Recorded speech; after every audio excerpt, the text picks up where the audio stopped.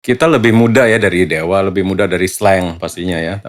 Tapi albumnya banyak banget Gigi karena kurang kerjaan dulu itu kita. Ini jadi tahun 2002 saya izin sama Gigi. Di Gigi saya diizinin saya izin mau liburan dulu ya gitu 3 bulan. Tapi niat saya jelek sebetulnya. Niat saya itu saya kemarin dengerin sama teman-teman Gigi. Pada kaget mereka. Dia bilang, baru kali ini album lu bisa didengar. Wah, selama ini gak bisa didengar.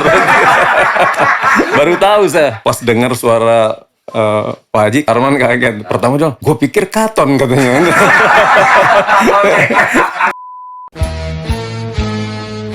Assalamualaikum warahmatullahi wabarakatuh.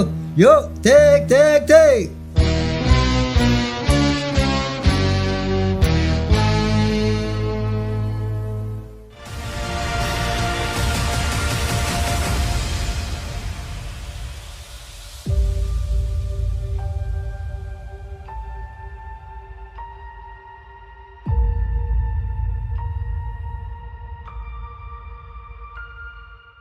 Assalamualaikum warahmatullahi wabarakatuh. Waalaikumsalam. Pemirsa juga Forza rahimakumullah. Kali ini tamu saya luar biasa ini. Beliau seorang seniman, seorang gitaris yang handal, salah satu gitaris terbaik di Indonesia bahkan di dunia. Wah. Dewa. Beliau juga punya koleksi gitar yang banyak banget. Saya punya gitar, begitu lihat gitarnya, waduh, segudang gitar. Tepuk tangan buat Dewa Bujana. Gimana Bung Dewa, baik? Baik. Gitar kopernya doang itu sebetulnya. Nggak ada isinya. Bung Dewa, Bung Bujana. Bebas aja. Bebas. Asal nggak pakai 19 belakangnya.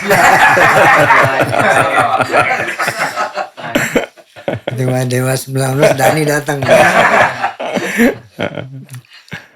Oke, ini kita tahu bahwa Bung Dewa ini, Bung Bujana ini termasuk dalam gitaris Gigi ya, bersama Arman Maulana. Itu bisa diceritakan bagaimana, karena begini, sementara di samping Gigi, ternyata Arman Maulana juga sebagai penyanyi bisa ada job sendiri, begitu juga Bujana bisa ada job sendiri. Tapi ketika Gigi ada job, mereka bersatu dalam Gigi. Oke, sebelumnya tolong bisa diceritakan asal usul berdirinya Anda berada di Gigi ini seperti apa? Iya, Gigi itu kan tahun 94. Kebetulan semua pemainnya itu session player di studio. Oke. Ya beredar zaman-zaman itulah, main di album siapa gitu. Terus saya ketemu Thomas Ramdan pemain bass, dengan Ronald drummernya, juga di Musika waktu itu. Jadi kami sering ketemu, dan Arman pun juga memang kebetulan seorang ya sessionis, penyanyi iklan gitu-gitu zaman itu. Oke. Akhirnya tapi sebelumnya memang belum ada penyanyi. Jadi setelah bertiga, ada Baron almarhum ya, 2 gitar. Ketika cari penyanyi, ya itu dapat Arman, dan kita langsung bikin demo lagu. Kita langsung dapat 3 lagu. Zaman dulu kan nyewa studio gitu ya. Iya. Terus nawar-nawarin, akhirnya dapatlah Union Artist itu, Kohakiat. Kalau boleh tahu 3 lagu itu apa aja? 3 lagu pertama yang kami karang bareng ya waktu itu, Ku Ingin, lagu pertama Ku Ingin, lagu kedua Angan, lagu ketiga Adakah Yang Tersisa. Itu dari satu album. Ku Ingin, Angan, Adakah Yang Tersisa. Oke, itu 3 lagu pertama. 3 lagu pertama. Album pertama ya. Oke, dari sana. 3 lagu pertama, belum satu album. Belum satu album. Oke. Baru nawar-nawarin demo. Oke, baru demo aja tuh. Nah, rekaman pertama? Rekaman pertama akhirnya setelah, ya dulu kan nggak punya modal lah. kebetulan Ronald punya pita 2 inch, pinjem dulu gitu. Terus bisa minjem studio juga, ngutang-ngutang lah di Gains, di Musika gitu. Akhirnya setelah dapet kewakiat dari Union Artis ya. Wah udah ada nih yang kontrak, nah harus penuhin jadi 10 lagu kalau nggak salah waktu itu. Akyat. Iya, adiknya Kobendi. Oke. Iya, almarhum. Jadi sama aja semua band berjalan dari susah dulu ya. Iya. Dari sendal jepit dulu. Iya. Ya tadi Pak Haji bilang gitaris handal jepit berarti ya.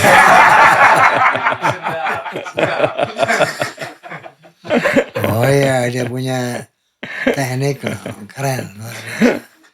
Jadi semua band memang diawali begitu. Ceritanya macam-macam deh.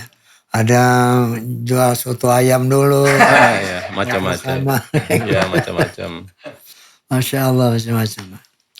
Oke, kemudian dengan Gigi ada berapa album ya? Gigi mungkin bukan grup, kita lebih muda ya dari Dewa, lebih muda dari Slank pastinya ya. Tapi albumnya banyak banget Gigi karena kurang kerjaan dulu itu kita. Jadi setiap bulan puasa itu kita bikin album karena kan pada masuk studio hampir tiap tahun tuh punya album dulu. Jadi sekarang terakhir-terakhir ini memang jarang. Yang penting rekaman. Ya, terakhir-terakhir ini jarang bikin album. Ada sekitar 26 album Gigi.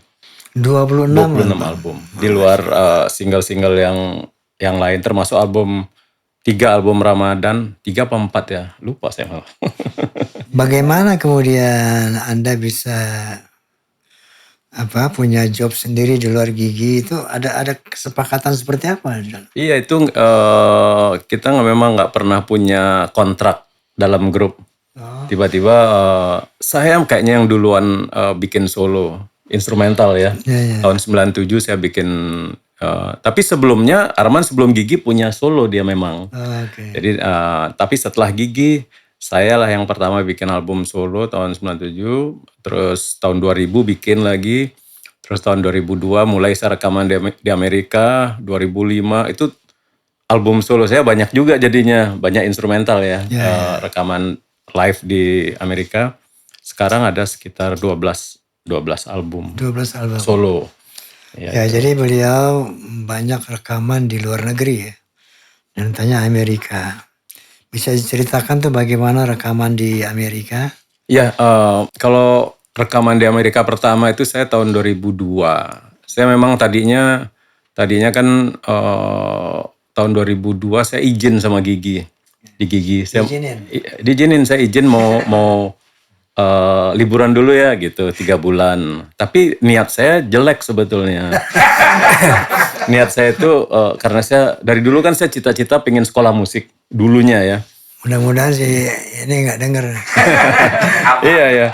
Terus pengen sekolah tapi ternyata saya nggak tahu bahwa sekolah musik itu kan mahal. Nggak tahu ke Amerika tuh mahal karena namanya juga dari Surabaya datang ke Jakarta. Wah ternyata mahal ya. Nah pas udah ada Gigi kan lumayan ada job nih. Saya bisa nabung dan saya mau ke Amerika liburan. Biaya sendiri? Biaya sendiri. Saya ke Amerika sendiri. Niatnya memang mau kabur. Jadi sampai di sana saya nggak balik-balik lagi gitu. Tapi ternyata ya semuanya berubah gitu. Sebelum berangkat. Arman kan baca-bacanya cool. Bacain loh. Kayaknya sih. Ya akhirnya di sana yang kejadian saya malah rekaman. Di Amerika saya kontak musisi yang saya kenal, yang saya tahu lewat ya udah mulai ada lewat email ya, udah mulai email waktu itu ada yang respon dan akhirnya saya bisa rekaman. Itu pertama kali. Jadi memang modal nekat aja. Jadi duit sendiri juga waktu itu. Terus pas mereka nanya mau studio mana, budgetnya gimana? Wah saya bingung nih budget kan. Saya bilang aja saya modal sendiri, bisa bantu nggak gitu aja modal nekat, benar-benar nekat. Akhirnya malah dibantu di studio rumahnya gitu. Dan itu berjalan terus hingga kemarin-kemarin ini. Walaupun ya kemarin-kemarin ini tentu ada eksekutif produser ya. Beberapa setelah album yang keberapa. Tapi awalnya cara nyobanya gitu, nekat Nekat ya. Nggak pakai otak lah maksudnya. Ya, benar-benar nekat. Oke. Apa yang membedakan rekaman di Indonesia dan Amerika? Secara teknis misalnya. Secara teknis kalau alat semua sama, engineer Alat sama? alat sama aja. Oke. Tapi ketika saya rekaman di sana melibatkan musisi di sana yang mungkin saya belum pernah ngalamin di sini adalah saya datang cuman kontak drummer, basis, pianis misalnya itu. Ini semua kan musisi kelas 1 lah, nama-nama besar ya kayak kemarin misalnya Vinny Colaiuta, Jimmy Johnson. Saya datang nggak pernah ngasih bahan lagu ke mereka. Jadi saya nulis partitur, not piano aja. Saya kasih satu persatu, langsung tik tanpa latihan. Jadi, Oke. ya, Kalau jadi ada kita tanpa latihan ya, bisa. jadi yang membedakan mungkin kalau orang sight reading itu baca pemain klasik pasti jago-jago lah sama ya. Tapi yang membedakan kenapa dia bisa interpretasiin di bagian ini jadi gini. Nah itu yang antara baca dan feeling itu sudah jadi satu mereka itu. Dan rekaman tuh satu jadwal satu album selesai. Satu jadwal satu album. Berapa lagu satu album? 10 lagu kadang-kadang. 10 lagu. Atau 10 atau 7 sampai 10 lah ya. Satu hari. Satu hari dari jam 9 tuh setup, jam 11 take, jam 6 maghrib itu selesai udah. Woi. Bungkus dah. Itu aja cepat sekali mereka. Ya saya karena lagu saya sendiri ya saya nggak salah lah. Tapi kalau saya disuruh jadi mereka nggak bisa pasti. Iyalah pasti. Oke. Kalau saya main salah diketawain mereka. Lu yang punya lagu kok salah gitu kan. Oke. Itu yang pemain drum itu yang sekarang ada di grup Anda? Jadi saya setiap album tuh drummernya ganti-ganti terus. Jadi saya selalu kayak ada target. Nih album berikutnya siapa nih drummernya gitu. Oh gitu. Jadi ini Vinny Colaiuta. Berikutnya kemarin kan ada Jack DeJohnette, ada Gary Husband. Tiba-tiba kita bikin single ini, saya ketemu Virgil Donati. Ya. Itu mungkin nama-nama itu pasti buat drummer di dunia udah pasti tahu nama-nama itu semua. Jadi karena saya merasa ritme dalam arti jiwa ritme saya kurang bagus. Jadi saya harus dapat drummer yang bagus. Karena kalau musik tanpa ritme yang bagus kan kita nggak bisa gerak gitu. Benar. Pemirsa, ini ada satu kejutan buat Anda nih, juga Forza khususnya. Ini saya sama Dewa Bujana baru menyelesaikan satu single kolaborasi keren, yaitu karya beliau, judulnya Semara Rindu.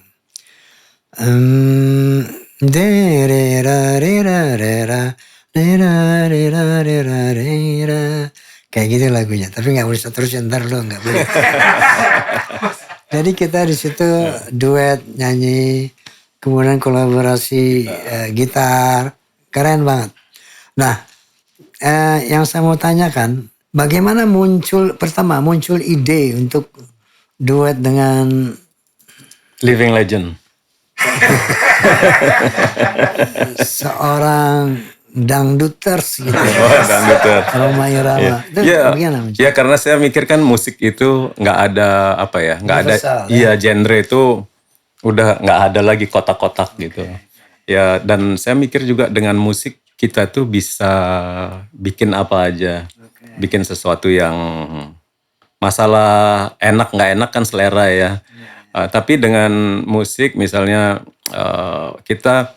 saya bisa, saya yang sebetulnya sangat terharu, maksudnya Pak Haji bersedia itu ketika saya dengar Pak Haji bersedia dan akhirnya ini kan udah dari tahun lalu ya kayaknya ya. 1 tahun. 1 tahun.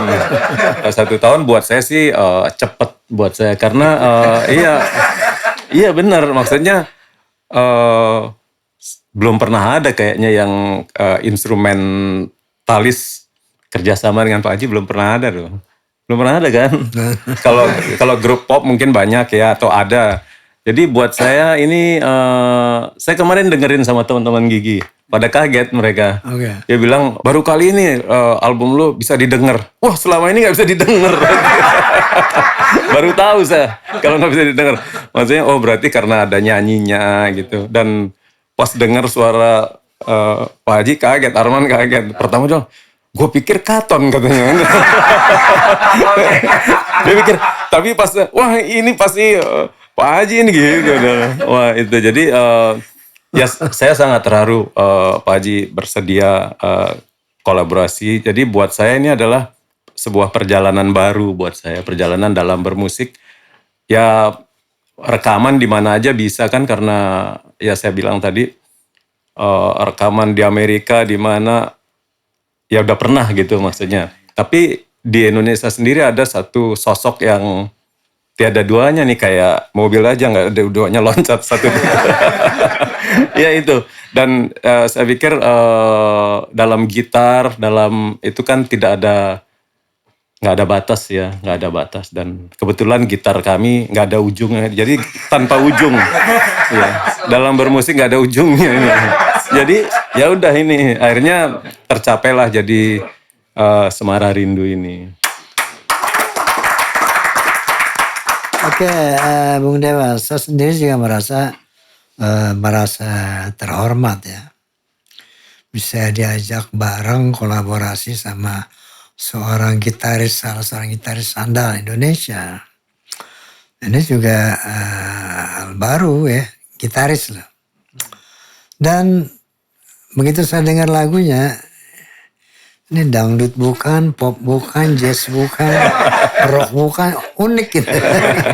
Lagunya nih unik, antik gitu. Oke. Nah terus buat saya juga ini sebuah hal yang baru ya. Tempo hari sama siapa? Sama Ungu ya, kita udah duet. Sekarang sama Anda. Nah itu saya lihat di setelah jadi klip, itu Anda dengan full grup ternyata. Iya. Yang bukan unsur Gigi gitu loh. Oh bukan, memang bukan.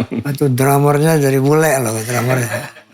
Terus basisnya keren, terus Vokalisnya keren ya. vokalisnya belum sendiri. Nah di sini jangan kaget, ketika ada suara perempuan itu suara beliau, pakai falset. Iya. Dia pakai falset, saya cowok. Waktu dubbing pun saya, Ini siapa ya? saya tanya, ini ceweknya saya bukan cewek, baju saya. Halo. Nyamar. Iya Bang Haji, saya pakai falset gitu. Oke. Menarik sekali. Coba dengar aja deh. Beli coba dengar. Itu insya Allah keren. Sesuatu yang baru lah buat Roma. Juga mungkin buat Dewa ya. Oke Bung Dewa, selanjutnya saya mau melipir ke bukan soal job nih. Soal keluarga. Anda berasalkan dari Bali. Ini orang Bali nih. Kalau boleh tahu dari orang tua siapa, berkeluarga berapa? Ya keluarga saya nggak ada musisi. Mungkin saya anak angkat kayaknya dulu mungkin. Yang benar. Enggak, bercanda. Pak, Bu, bercanda. Saya tinggal aslinya dari Kelungkung, Bali Timur ya, Kelungkung ya. Terus kakek saya seorang hakim zaman kerajaan dulu. Mungkin hakim pertama mungkin di Kelungkung. Masih di Kertegose itu kalau yang kolam di Kelungkung itu. Hakim kerajaan apa hakim republik? Hakim kerajaan kayaknya deh. Oh. Nah sebelumnya dulu disebutnya Kanca kalau nggak salah di Bali ya. Terus ayahnya kakek saya juga adalah saya nggak tahu jabatannya di kerajaan Kelungkung dulu ya. Jadi terus hakim, ayah saya kebetulan juga jaksa. Jaksa dan bertugas pindah-pindah, makanya saya remajanya di Surabaya. Oke. Karena lahir di Sumba, saya lahirnya di Sumba. Lahir di Sumba, NTT. asal Bari, lahir di Sumba. Ya besar di Surabaya. Sebetulnya orang mana sih? Asal Bali, lahir di Sumba, besar di Surabaya. Surabaya. Berkarya di Jakarta. Jakarta, ya. Kadang-kadang di Amerika. Keren. Ya itu saya bersaudara bersembilan dan Sembilan orang. ya hampir semuanya ke jalur hukum juga, maksudnya ngambil ya sarjana hukum. Saya memang dari SMA. 9 orang itu semuanya dihukum. Jangan dihukum. Bidang hukum. Ya bidang hukum. Ya hampir semuanya, karena yang cewek enggak. Terus ya saya dari SMA, dari SMP udah main musik, SMA saya udah nggak pernah mikir sekolah lagi, jadi tapi yang penting lulus aja gitu, karena nggak pengen kuliah. Dan ya itu saya bilang di rumah saya paling beda sendiri.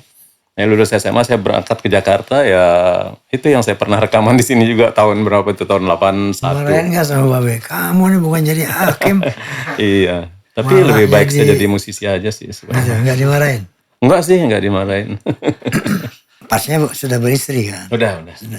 Satu lah pasti kan? Satu. Anak berapa? Anak saya 2, laki-laki semua, udah baru kuliah 1, dan Udah besar ya, ya, udah kuliah. yang 1 baru masuk SMA. Laki? Laki, dua-duanya. Dua-duanya laki-laki. Istri 1, gitar aja banyak.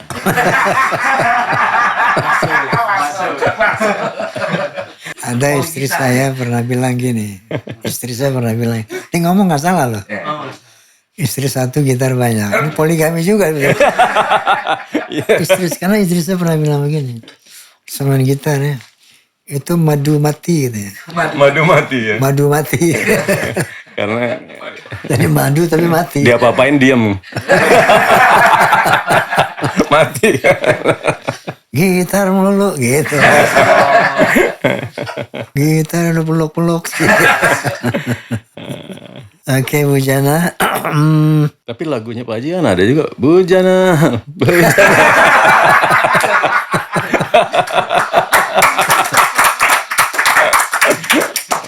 Sebenarnya dulu aslinya Bujana. Iya. Saya ganti Bujana. Saya lagi nyimak tuh karya-karya Pak Haji, ya Bujangan itu. Mood rock and roll-nya kuat banget itu lagu itu. Asik ya. Keren-keren. Oke, Bung Dewa. Apa obsesi Anda, cita-cita Anda yang belum Anda capai dan ingin Anda capai? Saya sih yang paling penting cita-cita ya. Ya pengen main musik aja seterusnya. Yang penting saya kagum melihat Pak Haji umur 77 ya, masih Insya Allah. produktif, kreatif, dan masih manggung kemana-mana. Itu udah jadi role model buat musisi sebetulnya. Jangan pernah berhenti. Saya pikir saya juga kalau buat anak-anak yang milenial dibilang udah tua, saya dibilang udah tua. Ternyata ada yang lebih tua jauh dan wah salut, iya senior banget. Jadi kalau cita-cita bisa tiap tahun harus ngarang terus, bikin lagu terus, karena hobi saya ngarang. Ngarang dalam macam-macam gitu. Ngarang aja deh gitu pokoknya. Karena saya jarang latihan, lebih seneng berkreasi aja gitu. Jadi, mungkin saya pengen Ini itu kan terus. kalau ada orang ngomong ngarang aja loh. Ngarang aja lu, konotasinya jelek. Jadi bikin lirik, bikin lagu gitu. Iya bikin lagu. Saya lirik jarang sebetulnya. Baru sekali bikin lirik yang full baru Semara Rindu ini. Semara Rindu. Iya, karena sebetulnya saya pernah bilang kan, saya pengennya Pak Haji yang nulis deh gini. Tapi karena udah nyanyi, udah main gitar, udah terlalu banyak permintaan saya. Udah saya coba gitu akhirnya. Nah, ada satu cerita lagi nih. Ini waktu kita syuting klip. Nah, Bung Bujana ini bawa partitur. Ini lagu yang saya tahu Semara Rindu. Tadi partitur itu judul lagu itu Soneta Gitarku. Iya. Kok soneta gitarku? Saya lihat di semua itu partiturnya soneta gitar. Saya tanya beliau kan, Bujana ini maksudnya apa? Yang judulnya ini. Pak Haji setuju nggak? Terus terang buat saya, Bung Bujana ya. Aduh kalau saya setuju, saya egois banget gitu. Itu soneta, masa gue membesarkan diri di atas bujana ya, di atas sang dewa kan nggak boleh.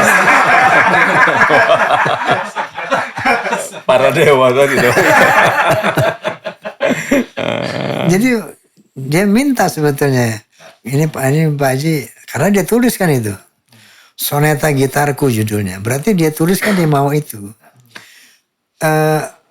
Mungkin beliau nggak tahu ada maksud apa, mungkin menghormati saya, tapi sebaliknya saya, aduh berat banget lah Bu Jana. Saya pikir ini saya nggak bisa terima karena ini egois banget gitu. Nah sebentar saya mau tanya Anda, kenapa Anda tulis soneta gitar? Iya, soneta itu kan saya mikirnya kan jumlah apa namanya sebuah puisi ya soneta itu. Karena pendek juga kan ini. Tapi kan grup gue juga itu.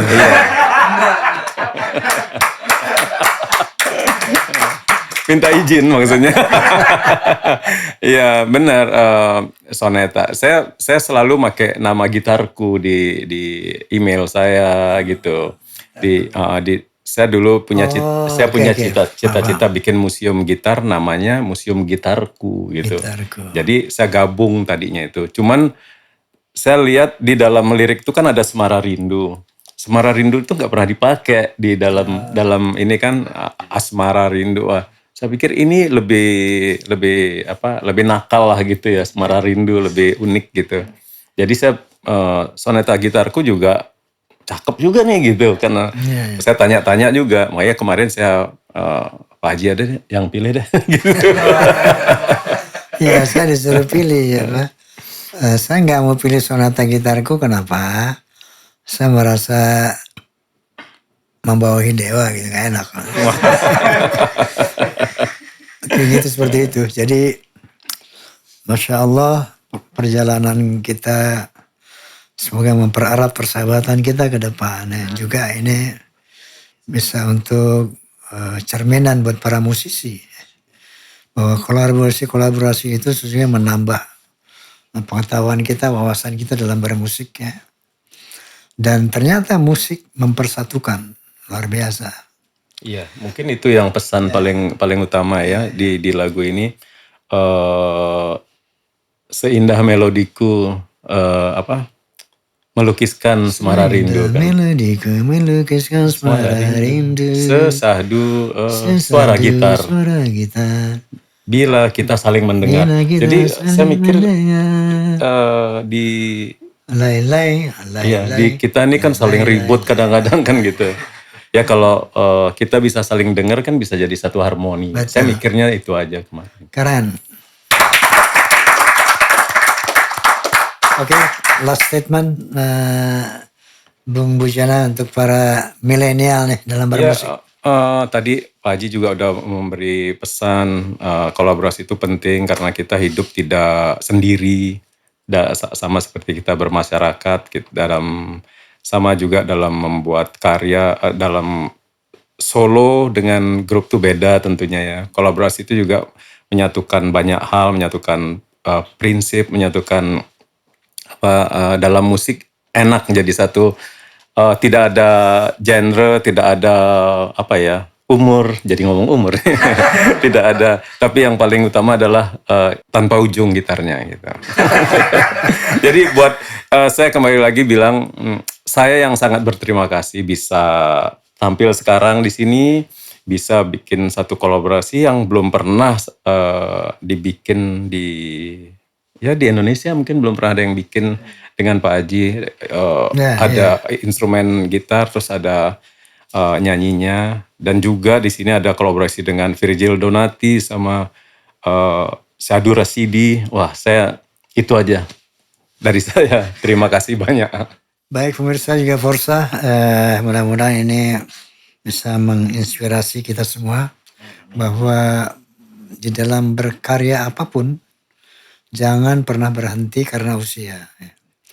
Karena apabila kita sudah merasa puas, merasa cukup, kita akan berhenti. Hati-hati stroke datang. Jadi jangan pernah biarkan otak kita berhenti berpikir. Jangan pernah biarkan badan kita berhenti beraktivitas.